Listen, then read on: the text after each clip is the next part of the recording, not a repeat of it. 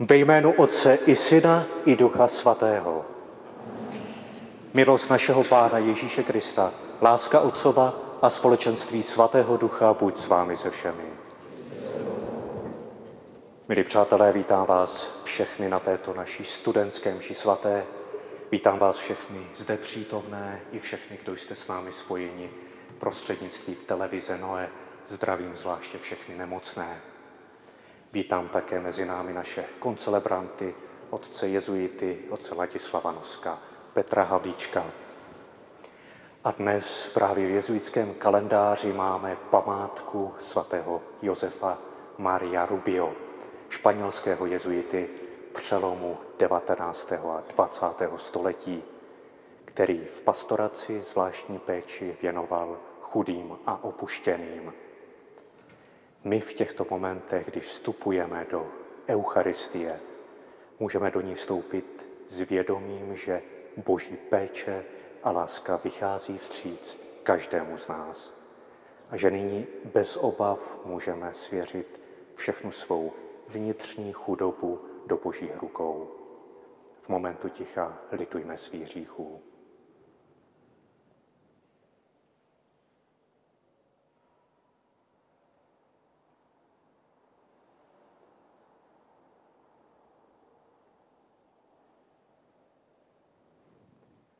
Smiluj se nad námi, Pane. Ukaž nám, Pane, své milosrdenství. Smiluj se nad námi, všemohoucí Bože, odpusť nám hříchy a doveď nás do života věčného.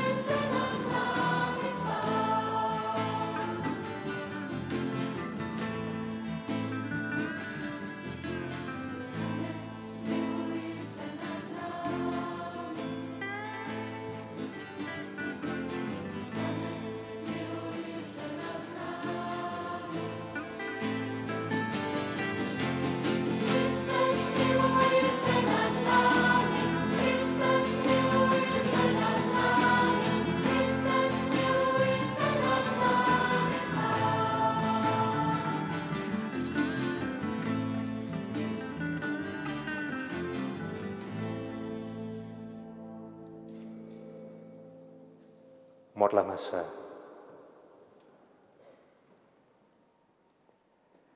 Milosrdný Bože, ty jsi pověřil svatého kněze Josefa Mária službou svátosti smíření a učinil ho otcem chudých. Naplň nás jeho duchem, abychom všem ukazovali tvou lásku a pečovali o opuštěné. Skrze tvého syna, našeho Pána Ježíše Krista, který s tebou v jednotě Ducha Svatého žije a králuje po všechny věky věků. Amen.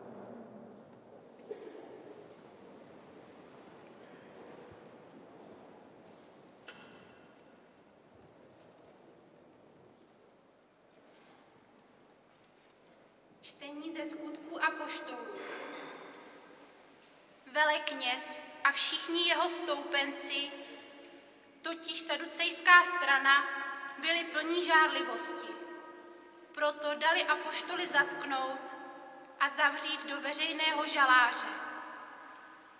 Ale anděl Páně v noci dveře žaláře otevřel, vyvedl je ven a řekl: Jděte, postavte se v chrámě a hlásejte lidu všechna slova toho života.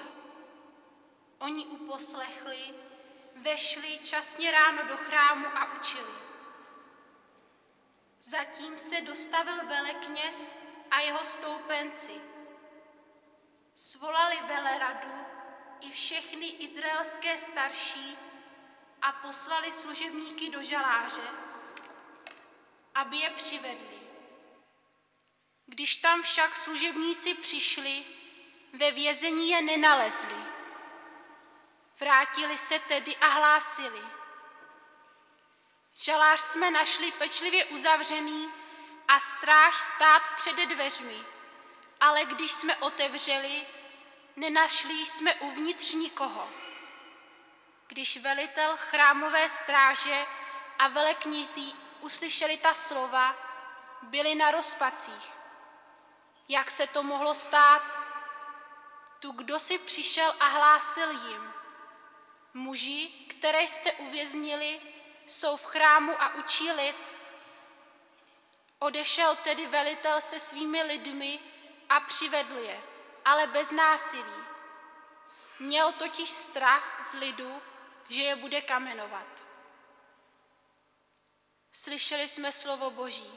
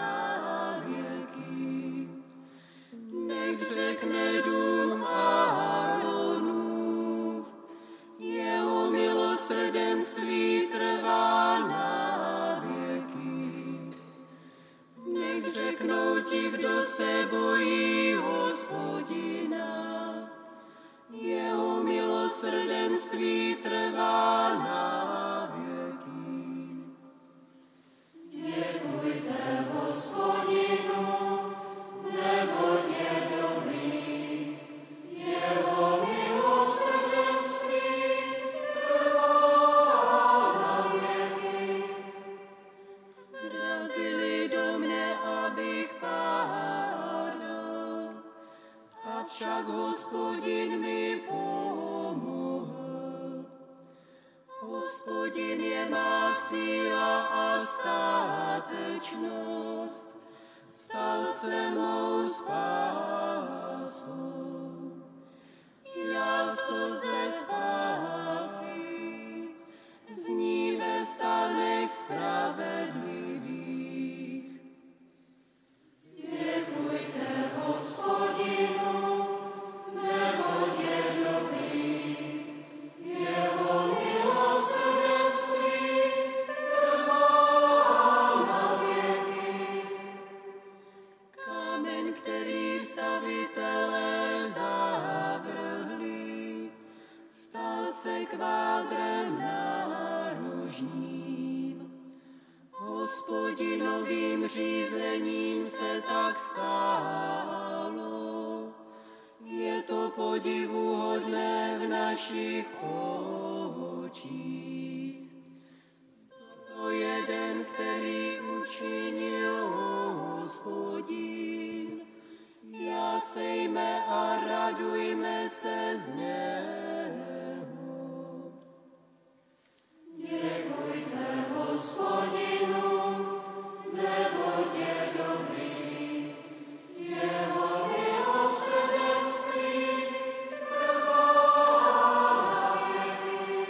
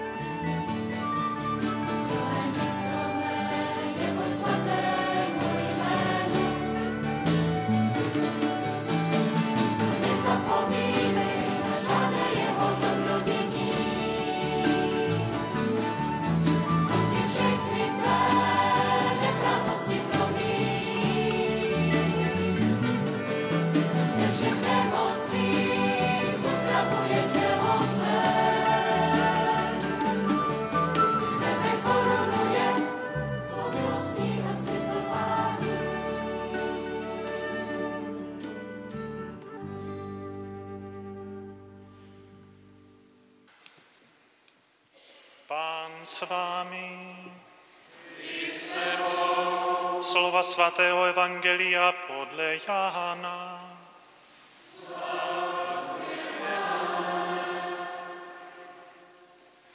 Tak Bůh miloval svět, že dal svého jednorozeného syna, aby žádný, kdo v něho věří, nezahynul, ale měl život věčný.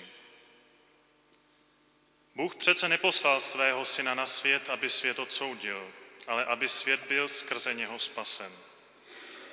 Kdo v něho věří, není souzen. Kdo nevěří, už je odsouzen, protože neuvěřil ve jméno jednorozeného Syna Božího. Soud pak záleží v tomto.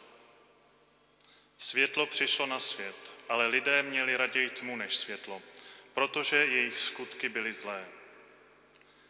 Každý totiž, kdo páchá zlo, nenávidí světlo a nejde ke světlu, aby jeho skutky nebyly odhaleny. Kdo však jedná podle pravdy, jde ke světlu, aby se ukázalo, že jeho skutky jsou vykonány v Bohu. Slyšeli jsme slovo Boží.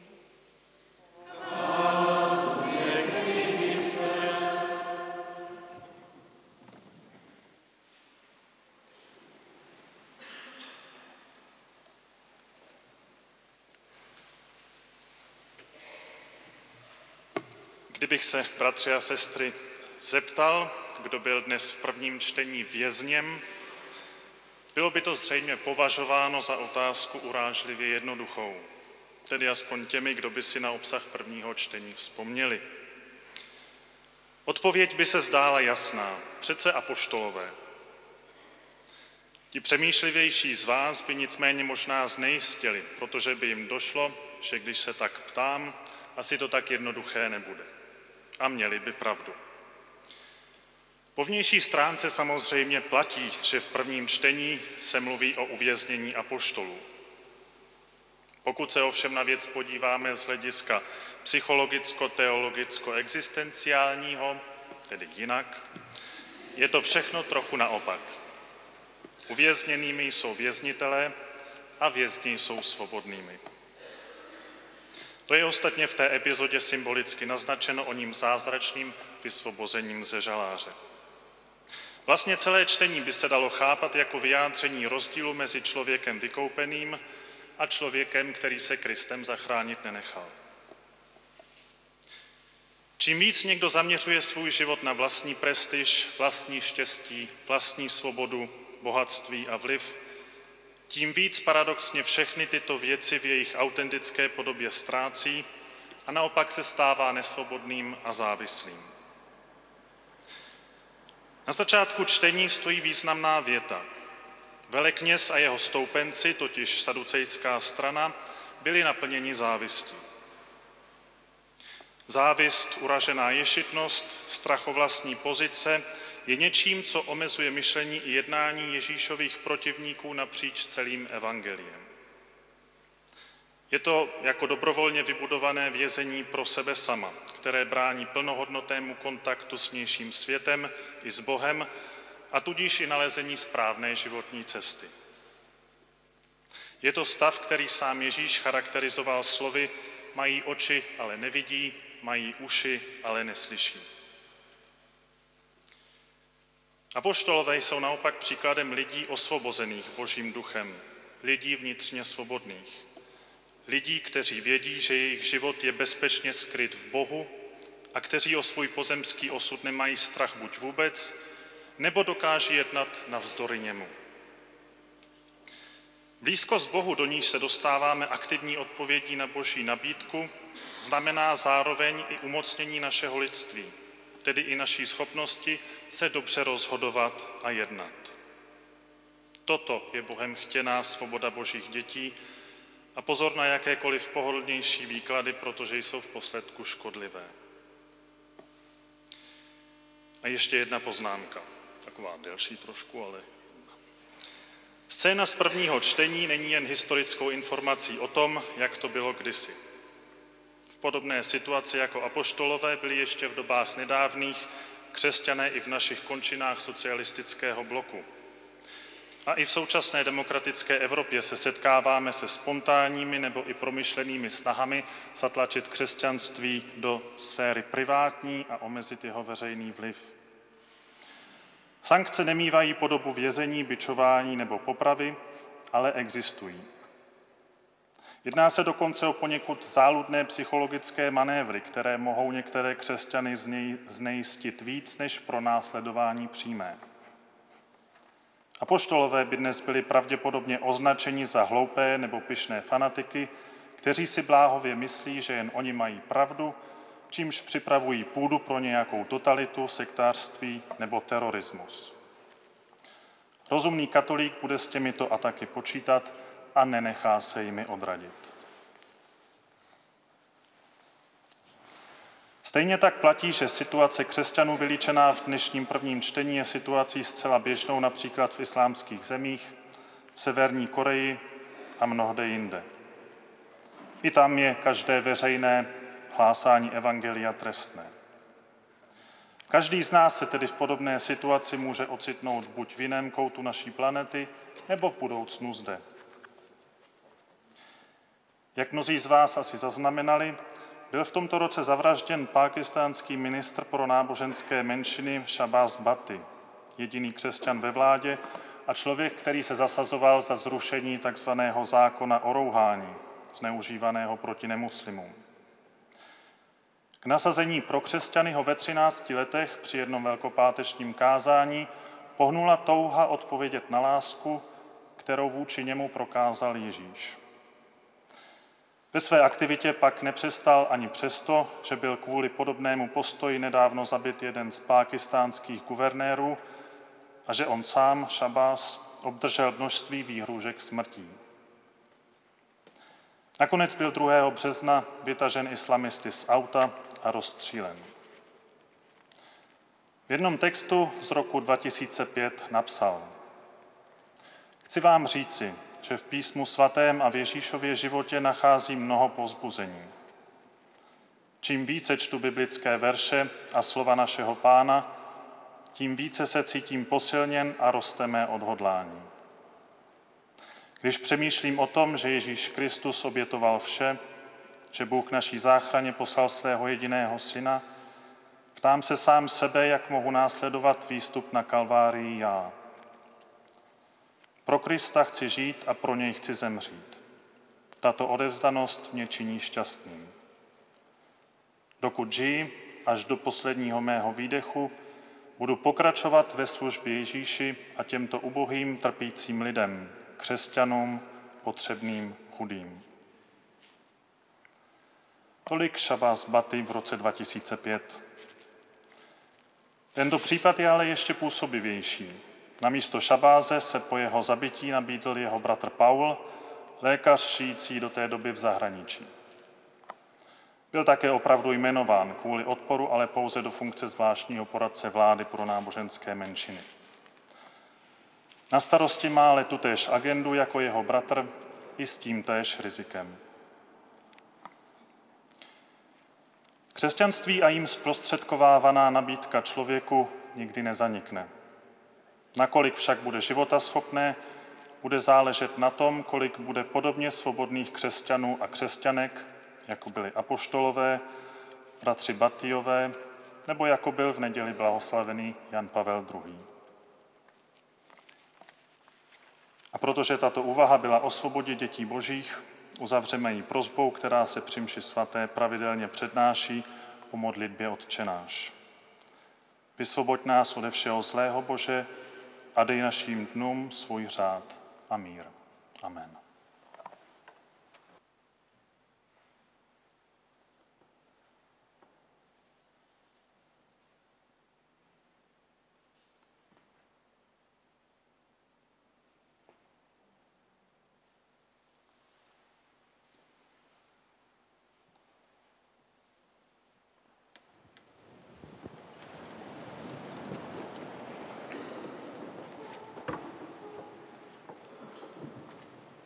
Milovaní Krista, dobrého pastýře, který dal život za své ovce, vděčně chvalme a prosme. Kyrie, Kyrie, eleison. Kyrie, Kyrie, eleison. Pamatuj, Pane, na celou církev a na všechny, kdo se oddali tvé službě, ať dávají světu příklad svatého života. Kyrie, Kyrie, eleison. Kyrie, Kyrie, eleison. Pomáhej světu, který trpí nesvorností, a veď ty, kteří mu vládnou, k moudrým rozhodnutím. Kyrie, Kyrie, eleison. Kyrie, Kyrie, eleison.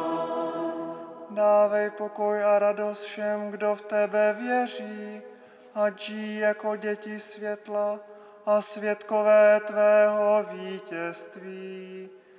Kyrie, Kyrie, eleison. Kyrie, Kyrie, eleison. Soudce živých a mrtvých, odpusť hříchy zemřelých, kteří v tebe věřili. Kyrie, Kyrie, eleison. Kyrie, Kyrie, eleison.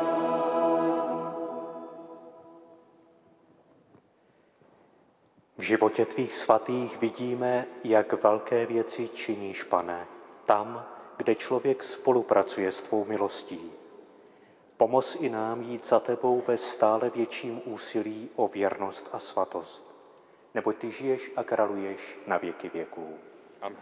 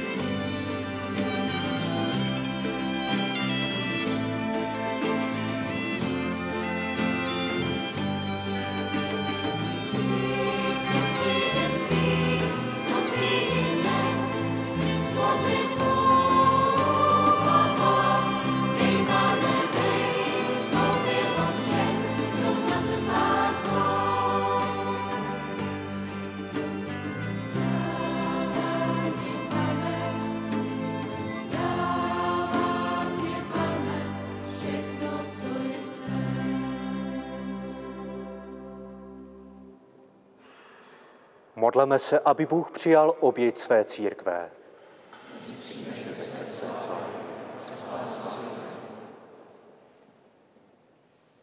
Přijmi, Bože, účast svého lidu na Kristově oběti a dej, ať tato naše služba, kterou ve společenství se svatým Josefem Mária konáme ke tvé slávě, prospívá také k naší věčné spáse skrze Krista, našeho Pána.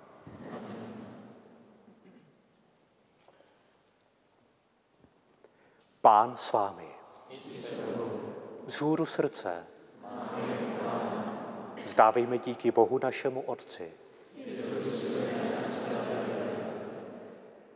Vpravdě je důstojné a spravedlivé, dobré a spasitelné, svatý Otče, všemohoucí věčný Bože, abychom ti vždycky a všude vzdávali díky skrze našeho Pána Ježíše Krista.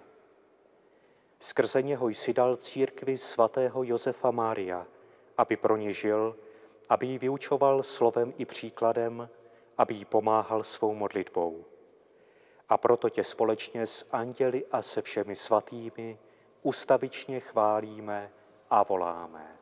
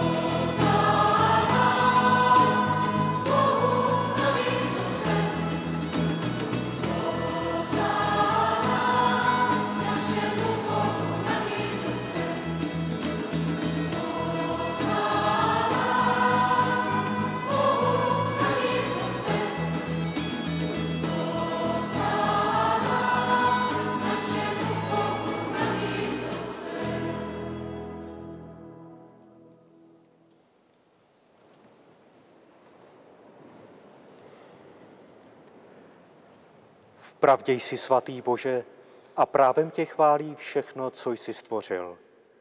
Neboť skrze svého Syna, našeho Pána Ježíše Krista, mocí Ducha Svatého, všemu dává život a všechno posvěcuješ.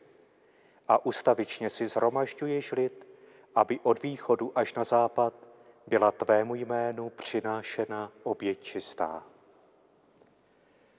Proto tě, Otče, pokorně prosíme, posvěť svým duchem tyto dary, které před tebe klademe, ať se stanou tělem a krví tvého Syna, našeho Pána Ježíše Krista.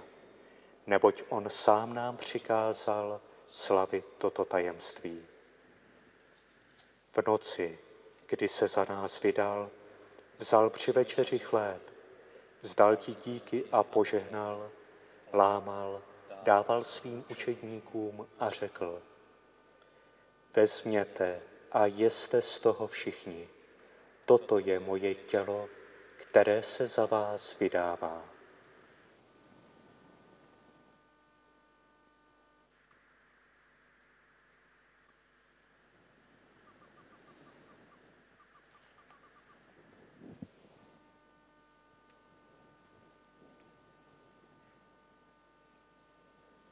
Po večeři vzal také kalich, vzdal ti díky a požehnal, dal svým učedníkům a řekl: Vezměte a pijte z něho všichni. Toto je kalich mé krve, která se prolévá za vás a za všechny na odpuštění hříchů. Toto je smlouva nová a věčná. To konejte na mou památku.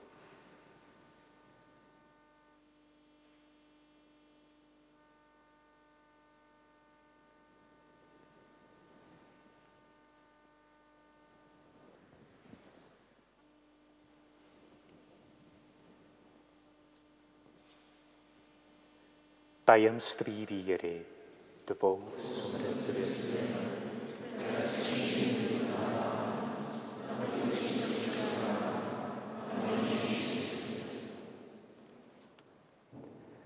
Proto na památku spasitelné smrti tvého syna i jeho vzkříšení a na nebe vstoupení a v očekávání jeho slavného příchodu přinášíme ti, Bože, toto díku vzdání, tuto oběť živou a svatou. Zhlédni na oběť své církve, vždyť je to oběť tvého syna a jeho obětí jsme byli s tebou usmířeni. A nás všechny, kdo přijímáme jeho tělo a krev, naplň jeho svatým duchem, ať jsme jedno tělo a jedna duše v Kristu našem Pánu. Skrze něho, ať se před tebou stáváme obětí úplnou a ustavičnou, abychom dostali dědictví s tvými vyvolenými, s nejsvětější Pannou a Bohorodičkou Marií, s tvými apoštoly a slavnými mučedníky a se všemi svatými, našimi zastánci a stálými pomocníky. Pro tuto oběť našeho smíření dej, Bože, celému světu mír a spásu. Pamatuj na svou církev, putující po této zemi, upevní ve víře a lásce. Pamatuj na svého služebníka, našeho papeže Benedikta, naše biskupy Jana a Josefa, biskupský sbor, kněžstvo a všechen vykoupený lid. Slyš naše prosby, dobrotivý Otče, a stůj při nás. Vždyť stojíme před tebou podle tvé vůle. Smiluj se nad svými rozptýlenými syny, abychom všichni byli jedno v tobě. Přivítaj ve svém království naše zemřelé bratry a sestry i všechny, kdo z tohoto světa odešli v tvém přátelství. Splň naši naději, že s nimi budeme v tobě věčně žít a vidět tvou slávu. Skrze našeho Pána Ježíše Krista, neboť skrze něho dáváš světu všechno dobré.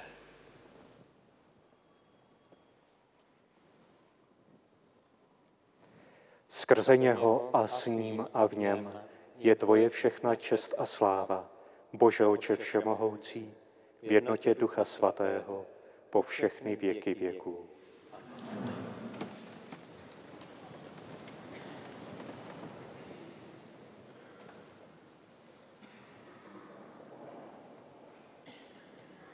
V jednotě se všemi, kdo vyznávají Kristovo jméno, se modleme tak, jak nás naučil náš Pán. Otče náš, jestli na nebesích, posvěť se jméno Tvé, přijď království Tvé, buď vůle Tvá, jako v nebi, tak i na zemi. Chléb náš všednější dej nám dnes a odpusť nám naše viny, jako i my odpouštíme našim viníkům, a neuved nás do pokušení, ale zbav nás od zlého. Vysvoboď nás ode všeho zlého, Bože, a dej našim dnům svůj mír. Smiluj se nad námi a pomoz nám, ať se nikdy nedostaneme do područí hříchu, ať žijeme v bezpečí před každým zmatkem a s nadějí očekáváme požehnaný příchod našeho Spasitele Ježíše Krista.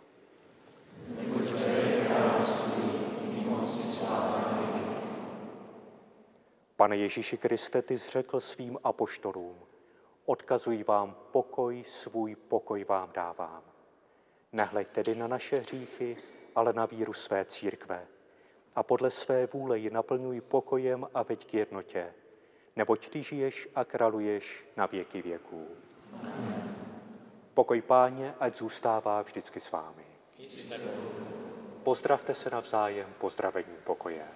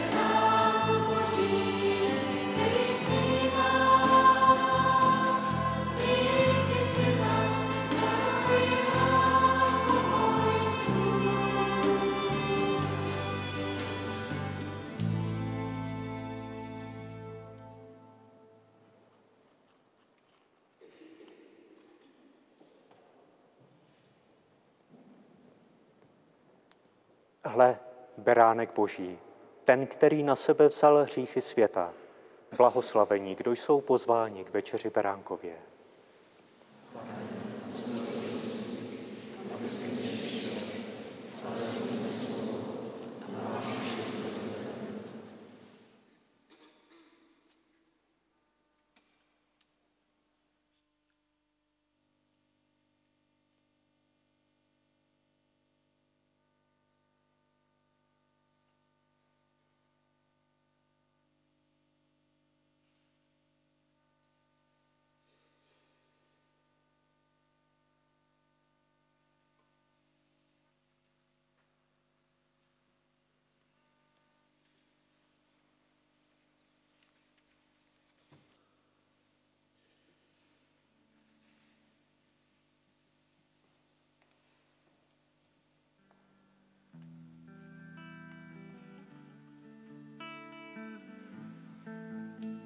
Nyní se připojíme k těm, kteří přijímají Pána v Eucharistii duchovním přijímáním.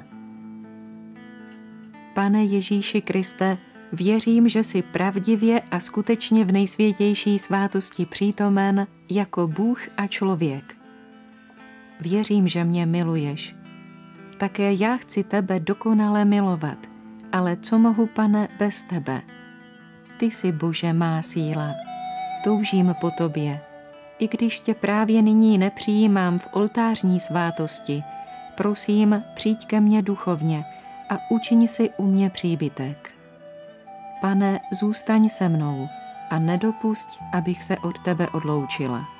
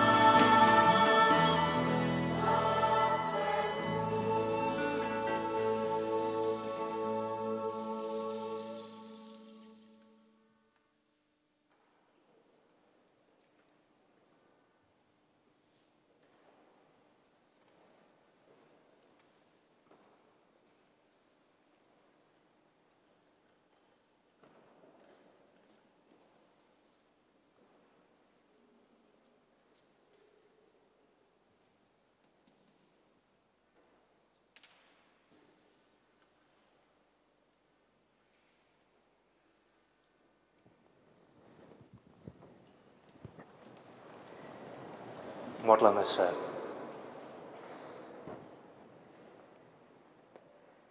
Děkujeme ti, Bože, za pokrm, který jsme od tebe přijali při slavení památky svatého Josefa Mária a prosíme tě, ať se naše nynější účast u tvého stolu naplní ve věčné radosti skrze Krista, našeho Pána.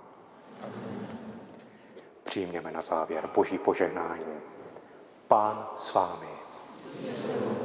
Požehnej vás všemohoucí a milosrdný Bůh, Otec i Syn i Duch Svatý. Jděte ve jménu Páně.